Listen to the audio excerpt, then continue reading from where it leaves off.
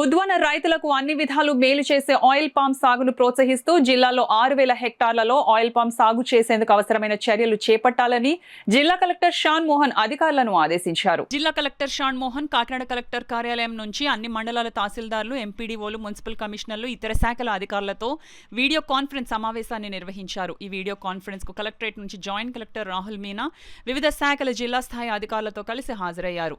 0 నుండి 6 సంవత్సరాల వయసు చిన్నారులకు ఆధార్ నమోదు చేయడం, కౌలు రైతులకు సీసీఆర్సీ కార్డుల మంజూరు, ఆయిల్ ఫామ్ సాగు విస్తీర్ణానికి చేపట్టాల్సిన చర్యలు, పీఎం సూర్యఘర్ పథకం కింద ఎస్సీ వర్గాల ప్రజలకు సోలార్ రూఫ్ టాప్ ఏర్పాటుకు అవసరమైన స్థలం గుర్తింపు, గృహ నిర్మాణాల పురోగతి, యోగాంధ్ర 2025 కార్యక్రమంలో భాగంగా రానున్న రోజుల్లో చేపట్టాల్సిన కార్యక్రమాలు, ఇతర అంశాలపై జిల్లా కలెక్టర్ జిల్లా స్థాయి అధికారులు, క్షేత్రస్థాయి అధికారులతో సుదీర్ఘంగా చర్చించారు.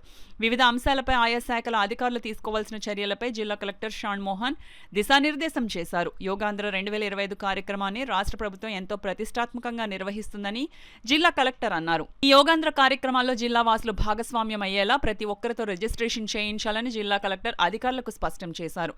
సమావేశంలో జిల్లా రెవెన్యూ అధికారి వెంకట్రావు, వివిధ శాఖ జిల్లా స్థాయి అధికారులు తదితరులు పాల్గొన్నారు.